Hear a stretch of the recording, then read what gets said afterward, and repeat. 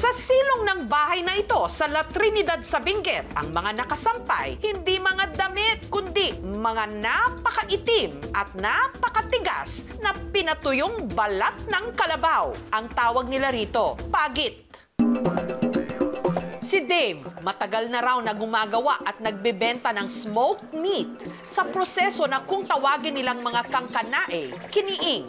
At ang balat ng mga kinatay na kalabaw, kanilang kiningin o pinapausukan upang ma-preserve at hindi masayang. Wala pang kuryente noon dito. Pag nakakatay sila, yan ang preservation ng karne. Yung balat ng kalabaw, pag pinausukan mo yan at nag-dry up yan, pwede mong i-preserve yan ng kahit ilang buwan, taon.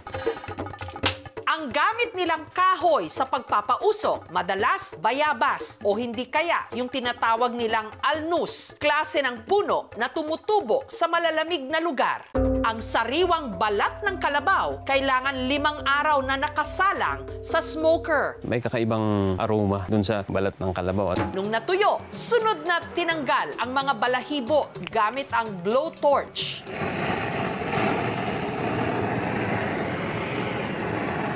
Para mas madali pag iluluto natin, saka mas malinis yung itsura niya. Ang mga nagawang pagit ni Dave, isinabit at inimbak sa kanilang silong. Pagdating ng tag-ulan, doon yung time na ilalabas namin yung balat ng kalabaw na na-preserve. Ang paborito nilang luto rito, sinabawan.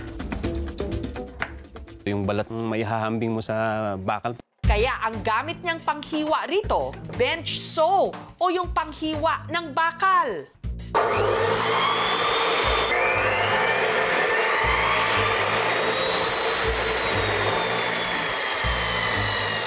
Sunod na tinanggal ni Dave ang mga namuong carbon o yung mga itim-itim sa balat. Mapait yan. Para lumambot ang balat, isinalang sa pressure cooker. 1 hour 30 minutes or mahigit pa. Yun! Malambot na, malambot. Ang pinakuloang pagit, hiniwa sa mas maliliit na piraso. Kailangan natin lagyan ng mantika kasi hindi dikit yung balat sa kutsilyo. Malagkit yung balat. Ganito lang. Perfect bite. Sunod na pinakuluan ang bawang at sibuyas, tinimplahan ng asin at paminta. At saka inihalo ang nilagang white beans. Ang sinabawang pagit, perfect daw kapares ng tapoy o yung fermented rice wine ng mga tiga-Cordillera. Ayan, nakakagat ko po siya. Para siyang jelly. Juicy po siya. Mas lalong lumabas yung kanyang lasa kaysa sa fresh na balat ng kalabaw. Ginagawa nating giveaway. Proud ako na gusto kong ipatikim sa kanila na meron tayong ganitong klase ng pagkain dito sa Cordillera. Mukhang hindi kaaya-ayang kainin pero pag natikman mo, talagang masarap naman talaga.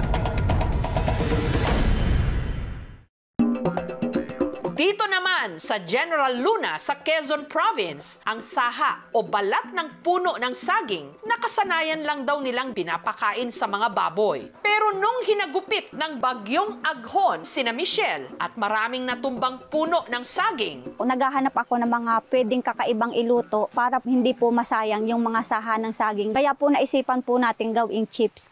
ang saha chips ni Michelle parang chichirya raw na masustansya. Si Michelle nagputol ng puno ng saging. Tinanggal niya ang pinakalabas na bahagi nito at inalis ang balat ng puno. Dahan-dahan lang dapat po ang pagbabalat. At dahil madagta ang saha ng saging, Lagi po nating ibababad sa tubig. Pagkatapos nga po nating balatan ay ating pong apigaan. Tapos iwawagwag po natin ng kaunting ganito para po bumalik uli sa kanyang itsura. sunod niya itong hinalungan ng harina, tinimplahan ng pampalasa at saka iprinito.